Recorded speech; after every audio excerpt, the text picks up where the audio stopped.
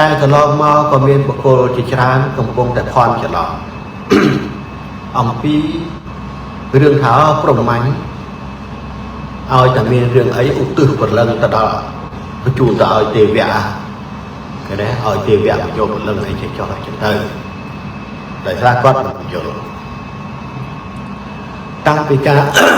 ពីរបៀបនៃការបូជាយញ្ញការបូជាយញ្ញក៏ដូចជាមិនបូជាយញ្ញក៏ដោយនៅក្នុងព្រហ្មញ្ញសាសនាឲ្យតែមានមនុស្សស្លាប់គឺគេត្រូវតែយកមនុស្សនោះទៅបូជានៅព្រះអគារណាបើមនុស្សនោះមិនទាន់ស្លាប់តែមនុស្សនោះមានបាបដែលមិនអាចលើកលែងជីវិតឲ្យបានទេគេត្រូវយកបុគ្គលនោះទៅធ្វើការបូជាយញ្ញទាំងរួមមុននឹងធ្វើការបូជាយញ្ញបុគ្គលនោះអ្នកដែលត្រូវយកបុគ្គលទៅធ្វើបូជាយញ្ញនោះត្រូវតែរៀបចំពិធីមួយឧទ្ទិសដល់ទេវៈទាំង3អង្គគឺព្រះវេស្សវរព្រះយមបាលនិងព្រះយមរាជនេះឯងដើម្បីឲ្យលោកឡើងមករងចាំយកព្រលឹងនេះឈ្មោះកនេះដែលគេយកកំពុងតែរៀបចំបូជាយញ្ញទាំងនោះហ្នឹងសូមឲ្យទេវៈទាំង3នេះមកយកព្រលឹងអស់លោកមកហើយបញ្ជូនព្រលឹងហ្នឹងឲ្យមកចាប់បដិសន្ធិជាមនុស្សសាជាថ្មីឡើងវិញដើម្បីជំនំកសលរបស់គេណាហើយបើសិនជាមានមនុស្សណាមួយស្លាប់ក៏ត្រូវតែយកមកបូជាយញ្ញទឹកបូជាព្រះអគារ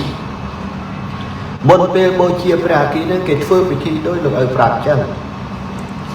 គឺគេឧទ្ទិសដល់ទេវៈទាំង3អង្គនោះគឺព្រះវេស្សវរព្រះយមបាលព្រះយមរាជដើម្បីឲ្យតួអង្គទាំងអស់នោះឡើងមកទទួលព្រលឹងដែលយើងកំពុងបញ្ជូនទៅហ្នឹង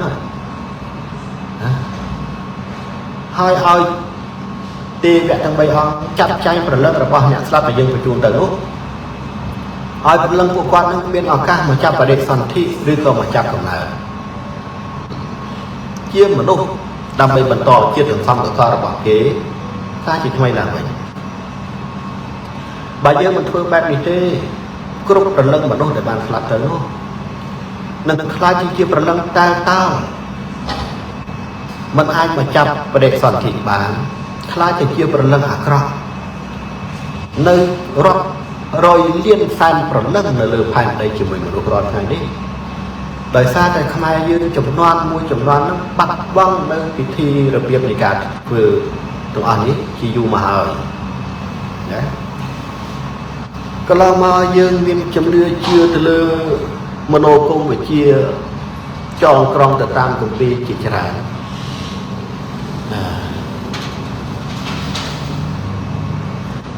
អ្នកដែលបានចងក្រងគម្ពីរផ្ដេសផ្ដាស់ធ្វើឲ្យមនុស្សច្រឡំបាល់តាំងពីចំនួនណាមកនោះអ្នកនោះក៏កំពុងតែទទួលនៅបាបកម្មធំធេងបំផុតថាមិនត្រូវកំពុងតែនៅក្នុងនរកនិព្វានក៏មិនដឹងណាពីព្រោះឯងចងក្រងព្រះតាមិនយល់ពីសច្ចធម៌មិនយល់ពីច្បាប់ធម្មជាតិមិនយល់ពីវិន័យនិដ្ឋានទាំង3ធ្វើឲ្យមនុស្សគ្រប់ចំនួនជាច្រើនចំនួនមកនេះវង្វេងវង្វាន់ធ្វើឲ្យប្រលឹងទាំងឡាយដែលស្លាប់ពីមនុស្សលោកទៅគ្មានឱកាសមកចាប់បដិសន្ធិជាមនុស្សសារជាថ្មីបានគ្រប់គ្នា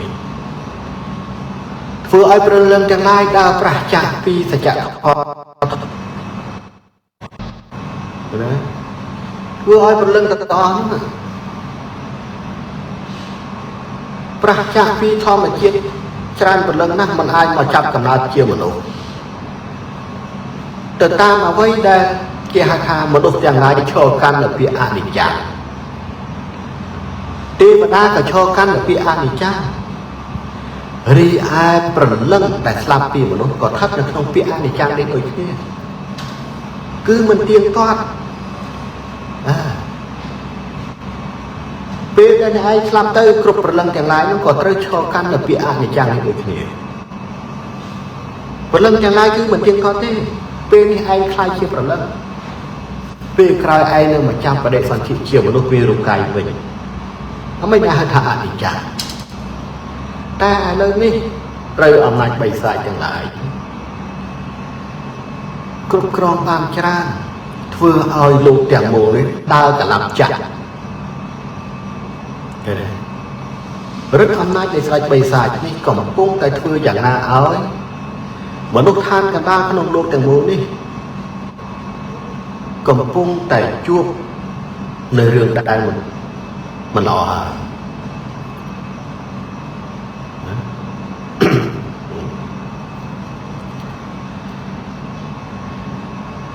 ត្រូវយល់ថាបិសាចវាតែងតែដើរផ្ទុយពីគេទាំងអស់បើព្រះអាទិត្យធ្លាប់រះពីទិសកើតបិសាចវាមិនឲ្យរះពីកើតទេវាចង់ឲ្យរះពីលិចទៅវិញ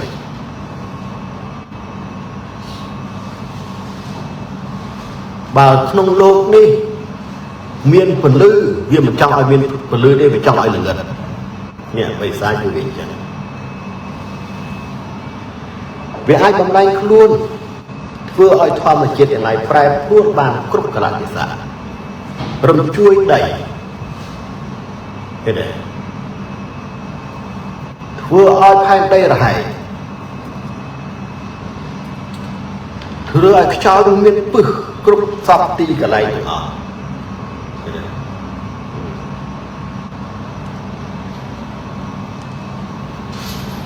ដូច្នេះកូនត្រូវពិចារណាមិត្តពធទាំងឡាយអ្វីដែលលោកឪសម្ដែងនេះកូនខ្លះដែលមិនស្ដាប់មិនបានគាត់ថាលោកឪបែកធေါ်និយាយរវើរវាយអីចឹងទៅប៉ុន្តែគាត់អត់បានយល់ហើយយកបានកាត់នៅអត្ថន័យរបស់លោកឪទេលោកឪសម្ដែងនេះស្ថិតនៅក្នុងអត្ថកម្បាំងនៃអភិធម្មណានៅស្ថិតតែកាត់ជាអត្ថកម្បាំងនៅក្នុងគម្ពីរអភិធម្មហើយកន្លែងខ្លះក៏វាស្ថិតនៅក្នុងគម្ពីរត្រៃបេតទាំងអស់មិនចេះតែសម្ដែងទេបងប្អូនទាំងអស់គ្នា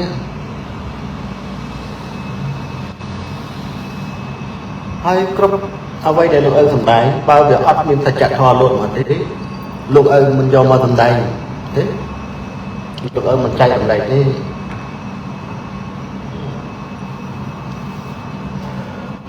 អញ្ចឹងមិត្តពធអំពូមីងពុកម៉ែកូនទាំងឡាយដែលបានចូលស្ដាប់ឲ្យពិចារណាសិនមិនមែនដល់គ្នាចេះតែជឿទេណាពិចារណាអំពីរឿងហេតុទាំងឡាយនេះអ្វីច្បាស់ថាកូនទាំងឡាយមិនអាចយកភ្នែកទាំងគូរបស់ខ្លួនមើលឃើញនៅសច្ចធម៌អត្តកម្បាំងទាំងអស់នេះក៏ដោយក៏កូនត្រូវតែព្យាយាមយកនៅដីការបស់លោកឪពាក្យសម្ដីរបស់លោកឪដែលបានសម្ដែងនេះទៅត្រិះរិះពិចារណាមើលនៅទាំងមើលទាំងឡាយដែលផ្លូវលោកកំពុងជួបគ្រប់ចំនួនរហូតមកដល់យើងក្នុងបច្ចុប្បន្ននេះតើវាពិតដូចអ្វីដែលលោកឪកំពុងចាញ់សម្ដែងនេះឬក៏អត់ឃើញទេ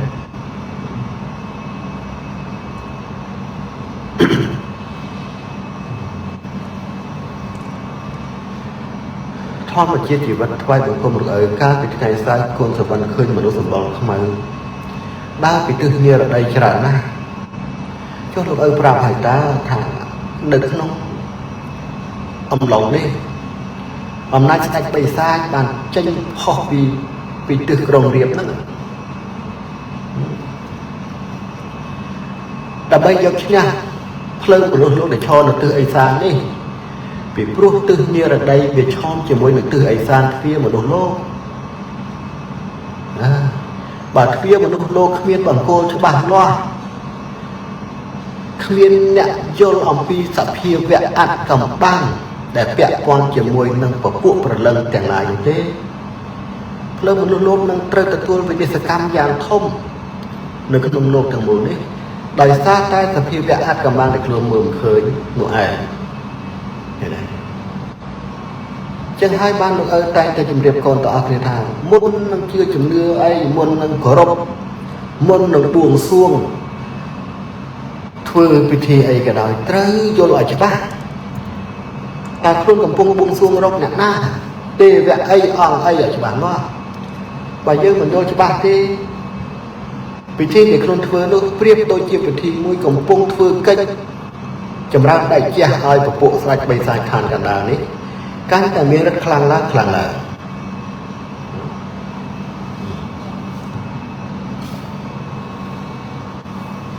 យើងទាំងអស់គ្នាសូមចង់បានសេចក្តីសុខណាស់មិនថាកូនក្នុងលំដាប់ណាទេពេលមានអាសន្នក៏នាំគ្នាទៅធ្វើពិធីនៅមុខអង្គរធ្វើពិធីនៅតាមភ្នំធ្វើពិធីនៅតាមទីភ្នូររបស់មេតបទាំងឡាយដែលបានស្លាប់កន្លងមកនោះក៏ព្រោះតែចង់បានសេចក្តីសុខក៏ប៉ុន្តែការធ្វើពិធីទាំងឡាយនោះយើងអត់ដឹងច្បាស់យើងមិនដឹងថាតើយើងធ្វើនឹងទទួលបានលទ្ធផលល្អឬក៏អាក្រក់ហើយវាត្រឹមត្រូវទៅតាមក្បួនច្បាប់ដែលដូនតាបន្តទុកឬក៏អត់នោះក៏យើងអត់បានដឹង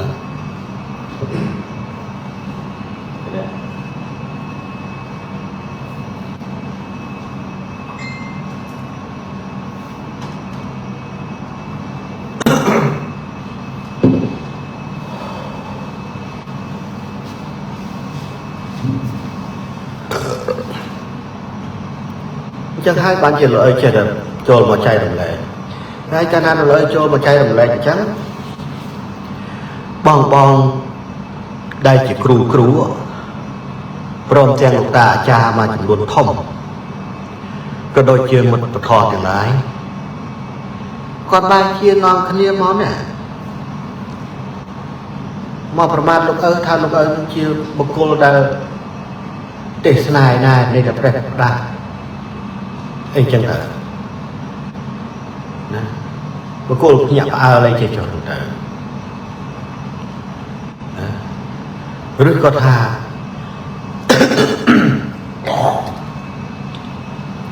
មនុស្សលោកទាំងឡាយវាត្រូវតែមានចិត្តចឹងហើយមិនមែនទេមកពីខ្លួនឯងមិនស្គាល់ខ្លួនឯងច្បាស់ទើបឲ្យតម្លៃមនុស្សទាំងឡាយមានចិត្តដេកឆាយើងគ្រប់គ្នាជាមនុស្សមិនថាមនុស្សក្នុងលោកទាំងអស់គ្រប់ជាតិសាសន៍គឺតែងតែមានចិត្តដេកឆានៅក្នុងខ្លួនគ្រប់គ្នាតែយើងអត់ដឹងថាខ្លួនឯងមានចិត្តជាដេកឆានោះទេឃើញទេចិត្តជាដេកឆានោះគឺជាចិត្តបែបណាចិត្តសាហាវខូខើមានះហួងហែងឃើញទេ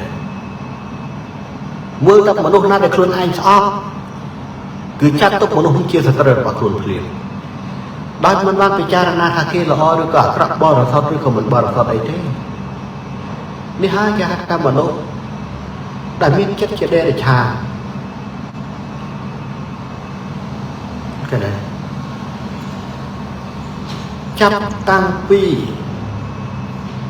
ចំនួនអវតារទី4របស់អាទិទេពព្រះពិស្ណុលោកមកចាប់កំណើតជាមនុស្សពេលណា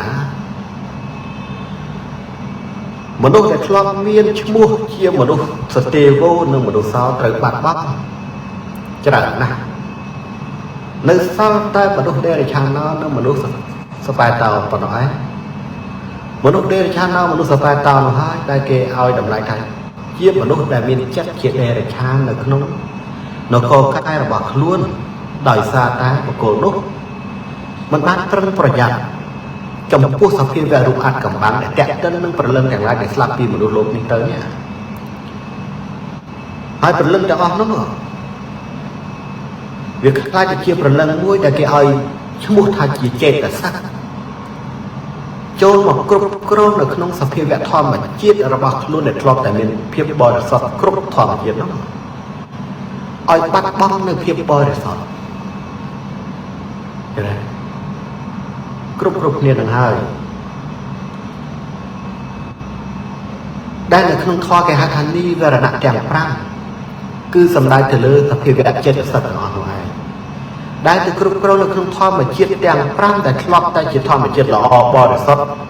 ធ្លាប់ជាធម្មជាតិមួយដែលតែងតែស្ដាប់បង្គាប់ធម្មជាតិដួងចិត្តរបស់ខ្លួនបញ្ជានោះ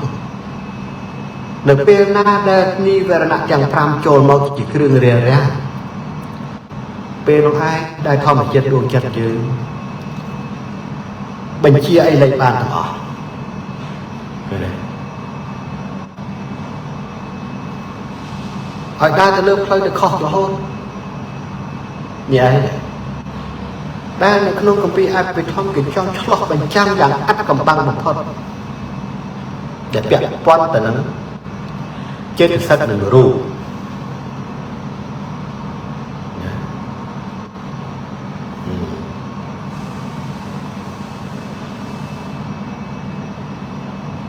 អានោះនេះសូម្បីតែក្នុងលោកទាំងមូលកំពុងតែជួបរឿងហេតុចម្លែកប៉ុណ្ណឹងម្ល៉េះយើងជាមនុស្សគ្រប់គ្នាដែលមិនទាន់ជួបនៅហេតុទាំងអស់នោះហាក់បីដូចជាធ្វើធម្មតាដែលគិតថានោះវាជាគ្រោះធម្មជាតិមិនមែនទេធម្មជាតិគឺជាសភាវៈធម៌មួយដែលមានតួនាទីទ្រទ្រង់លោកនេះឲ្យសុខចម្រើន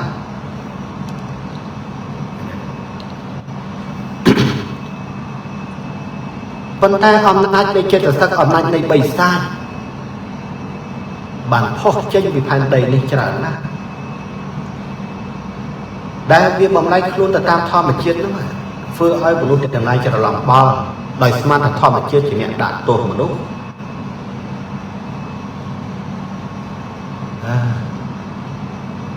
ចឹងត្រូវពិចារណា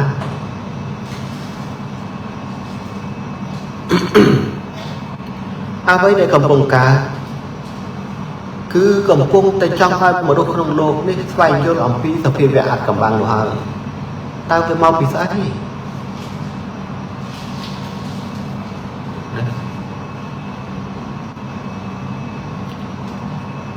គ្រោះរំជួយដីគ្រប់ទីកន្លែងអាគារធំត្រូវបាក់រំគឺសង្កត់មនុស្សស្លាប់រាប់ពាន់នាក់ដោយសារតែផ្នែកយើងមើលមិនឃើញអំពីអាថ៌កំបាំងទាំងឡាយយើងក៏នាំគ្នាគិតថាវាជាគ្រោះធម្មជាតិប៉ុណ្ណឹង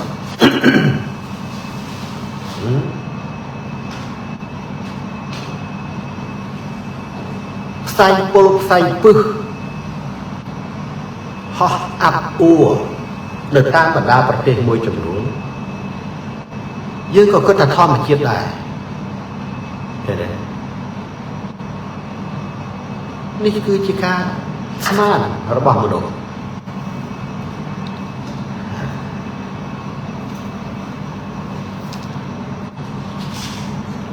បើនិយាយឲ្យខ្លីគ្រប់ហេតុដែលកំពុងកើតឡើងនេះវាផ្ដើមចេញពីទង្វើរបស់មនុស្សជាតិគ្រប់ជាតិសាសន៍ដែលកំពុងធ្វើដោយគ្មានការប្រុងប្រយ័ត្នធ្វើដោយមិនយល់អំពីអ្វីដែលខ្លួនកំពុងធ្វើ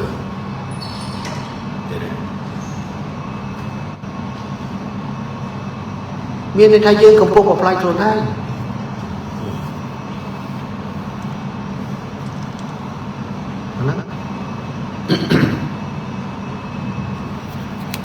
ណាវានិយាយនឹងនិយាយថាម៉េចឲ្យ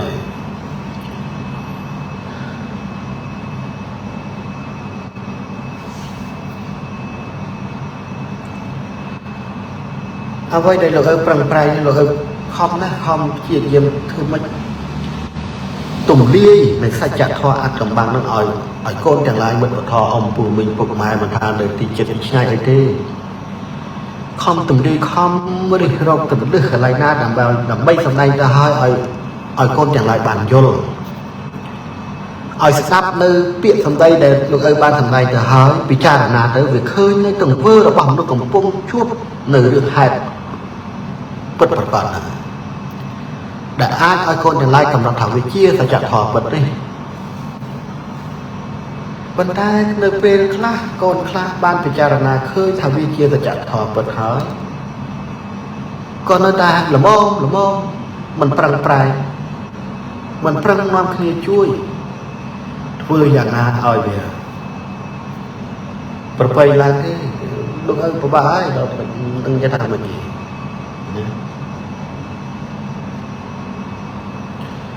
ហើយដល់សម្ដែងដល់ចំណុចនេះអ្នកដែលជឿល្មមនោះក៏គិតថាធម្មតាមិនមែនធម្មតាទេពេលនេះរឿងហេតុទាំងឡាយវាកើតនៅប្រទេសគេលើជាតិសាសន៍គេ តែវានឹងរំកិលចូលមកដល់យើងក្នុងពេលដ៏ឆាប់នៅពេលណាដែលយើងមិនទាន់ជួបនៅរឿងរន្ធត់ដោយមនុស្សទាំងឡាយដែលកំពុងតែជួបនោះយើងក៏គិតថាយើងជាធម្មតាអញ្ចឹងទៅប៉ុន្តែនៅពេលដែលយើងបានមកជួបខ្លួនឯងបានយើងដឹងថាអូឯណាផ្លូវធម៌ឯណាផ្លូវសិលឯណាជួយបាន